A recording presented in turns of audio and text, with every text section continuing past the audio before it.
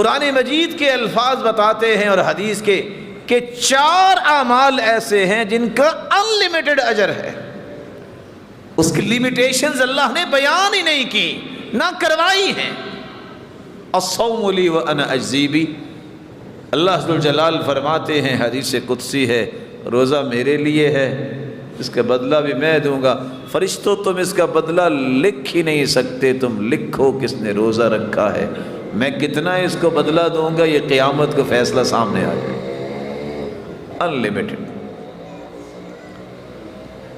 دوسرا عمل، ان لک لاجرا غیر ممنون، کوئی تمہیں گالیاں دے، تانے دے، تکلیفیں دے، برداشت کرو گے تو اس کا اجر بھی اتنا ہے جس کا اندازہ قرآن نے بیان ہی نہیں کیا، لا تعداد، بے حساب اجر اس کو اللہ قیامت کو دے۔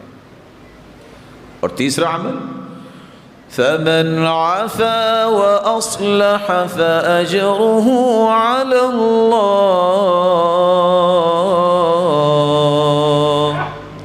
طاقت اللہ نے دی ہے، صلاحیت دی ہے، لیکن دل بڑا پیارا دیا ہے، معاف بھی کر دیتا ہے اور اصلاح بھی کرتا ہے۔ ایسے شخص کے لیے اللہ نے اجر بے حساب رکھا ہے، اس کا اندازہ بیان نہیں کیا۔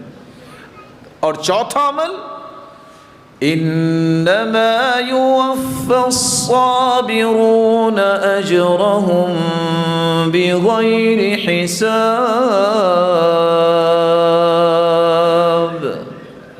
صبر کرنے والوں کو بھی اللہ بے حساب اجر و ثواب سے قیامت کے دن نواز دیں گے۔ اللہ عز و جلال کے یہ فیصلے ہیں جن کو قبول کرنا چاہیے کہ اللہ جس عمل کا چاہے ثواب بڑھا دے،